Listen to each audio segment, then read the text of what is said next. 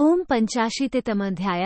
राजा की व्यवहारिक नीति, मंत्रिमंडल का संगठन, दंड का औचित्य तथा दूत, द्वारपाल, शिरोरक्षक, मंत्री और सेनापति के गुण। युधिष्ठिर ने पूछा, राजेंद्र, इसमें राजा किस प्रकार धर्म विशेष के द्वारा प्रजा का पालन करे, जिससे वह लोगों का प्रेम और अक्षय कीर्ति प्राप्त कर सके? 1। भीष्म जी ने कहा, राजन, जो राजा बाहर भीतर से पवित्र रहकर शुद्ध व्यवहार से प्रजापाल में तत्पर रहता है, वो धर्म और कीर्ति प्राप्त करके इहलोक और परलोक दोनों को सुधार लेता है। 2। युधिष्ठिर ने पूछा, महामते, राजा को किस प्रकार के लोगों से किस प्रकार का बर्ताव काम में लाना चाहिए? मेरे इस प्रश्न का आप यथावत रूप से समाधान करें। 3। मेरी तो ऐसी मान्यता है कि पहले आपने पुरुष के लिए जिन गुणों का वर्णन किया है, वे सब किसी एक पुरुष में नहीं मिल सकते। 4। भीष्म जी ने कहा, महाप्राज्ञ, परम बुद्धिमान युधिष्ठिर, तुम जैसा कहते हो वो ठीक ऐसा ही है। वस्तुतः इन सभी शुभ गुणों से संपन्न किसी एक पुरुष का मिलना कठिन है। 5। इसलिए तुम जिस भाव से जैसे मंत्रियों को संगठित करोगे अर्थात करना चाहते हो, उनका दुर्लभशील स्वभाव जैसा होना चाहिए, इस बात को मैं प्रयत्नपूर्वक संक्षेप से बताऊंगा। 6।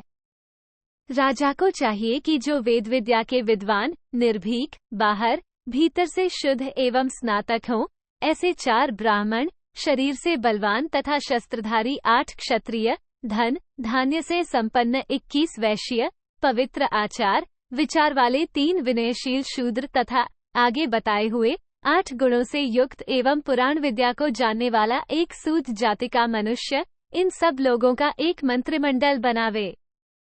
उस सूत की अवस्था लगभग 50 वर्ष की हो और वह निर्भीक, दोष दृष्टि से रहित, श्रुतियों और स्मृतियों के ज्ञान से संपन्न, विनयशील, समदर्शी, वादी प्रतिवादी के मामलों का निपटारा करने में समर्थ, लोभ रहित और अत्यंत भयंकर आगे बताए हुए 7 प्रकार के दुर्व्यसनों से बहुत दूर रहने वाला हो।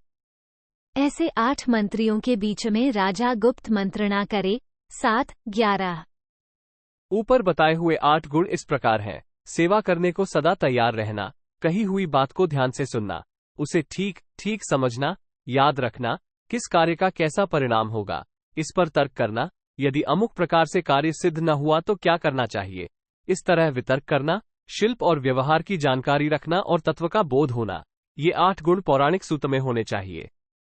ऊपर बताए हुए 7 भयंकर ये हैं: दुर्व्यसन, शिकार, जुआ, परस्त्री प्रसंग और मदिरापान।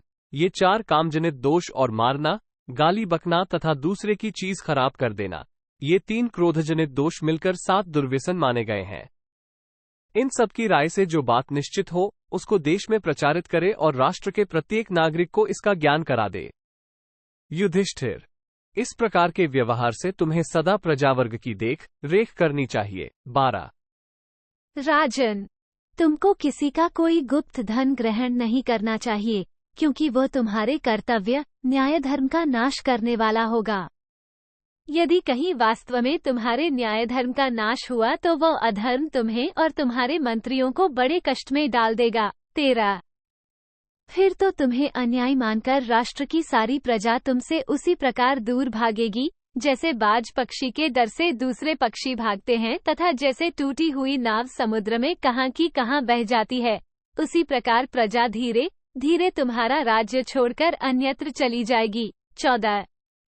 जो राजा अन्याय एवं अधर्म पूर्वक प्रजा का पालन करता है, उसके हृदय में भय बना रहता है तथा उसका परलोक भी बिगड़ जाता है। 15।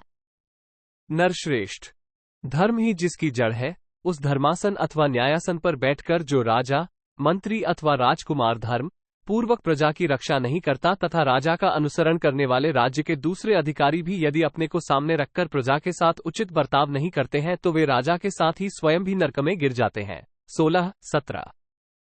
बलवानों के बलात्कार, अत्याचार से पीड़ित हो अत्यंत दीनभाव से पुकार मचाते हुए अनाथ मनुष्यों को आश्रय देने वाला उनका संरक्षक या स्वामी राजा ही होता है। जब कोई अभियोग उपस्थित हो और उसमें उभय पक्ष द्वारा 2 प्रकार की बातें कही जाएं, तब उसमें यथार्थता का निर्णय करने के लिए साक्षी का बल श्रेष्ठ माना गया है, अर्थात मौके का गवाह बुलाकर उससे सच्ची बात जानने का प्रयत्न करना चाहिए। यदि कोई गवाह न हो तथा उस मामले की पैरवी करने वाला कोई मालिक मुख्तार न दिखाई दे तो राजा को स्वयं ही विशेष प्रयत्न करके उसकी छानबीन करनी चाहिए। 19। तत्पश्चात अपराधियों को अपराध के अनुरूप दंड देना चाहिए।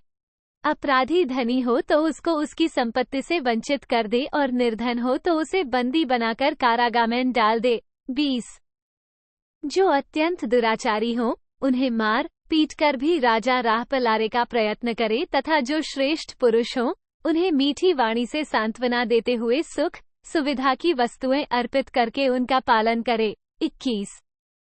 जो राजा का वध करने की इच्छा करे, जो गांव या घर में आग लगावे, चोरी करे अथवा व्यभिचार द्वारा वर्णसंकरता फैलाने का प्रयत्न करे, ऐसे अपराधी का वध अनेक प्रकार से करना चाहिए। 22। प्रजानाथ, जो भलीभांति विचार करके अपराधी को उचित दंड देता है और अपने कर्तव्य पालन के लिए सदा उद्यत रहता है, उस राजा को वध और बंधन का पाप नहीं लगता, अपितु उसे सनातन धर्म की ही प्राप्ति होती है। जो अज्ञानी नरेश बिना विचारे स्वेच्छापूर्वक दंड देता है, वह इस लोक में तो अपयश का भागी होता है और मरने पर नरक में पड़ता है। 24।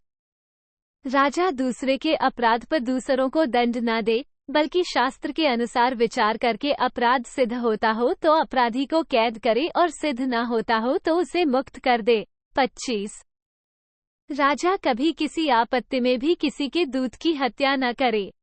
दूत का वध करने वाला नरेश अपने मंत्रियों सहित नरक में गिरता है। 26। क्षत्रिय धर्म में तत्पर रहने वाला जो राजा अपने स्वामी के कथनानुसार यथार्थ बातें कहने वाले दूत को मार डालता है, उसके पितरों को भ्रूण हत्या के फल का भोग करना पड़ता है। 27।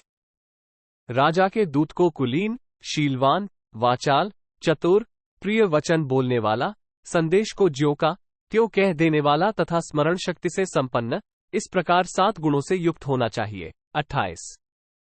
राजा के द्वार की रक्षा करने वाले प्रतिहारी, द्वारपाल में भी यही गुण होने चाहिए। उसका शिरोरक्षक अथवा अंगरक्षक भी इन्हीं गुणों से संपन्न हो। 29।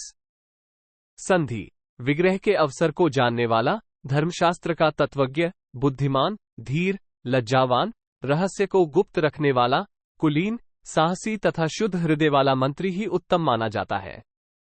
सेनापति भी इन्हीं गुणों से युक्त होना चाहिए। 30-31। इनके सिवा वह व्यूहरचना, मोर्चाबंदी, यंत्रों के प्रयोग तथा नाना प्रकार के अन्य अस्त्र शस्त्रों को चलाने की कला का तत्वज्ञ, विशेष जानकार हो, पराक्रमी हो, सर्दी, गर्मी, आंधी और वर्षा के कष्ट को धैर्यपूर्वक सहने वाला तथा शत्रुओं के छिद्र को समझने वाला हो। 32। राजा दूसरों के मन में अपने ऊपर विश्वास पैदा करे, परंतु स्वयं किसी का भी विश्वास न करे।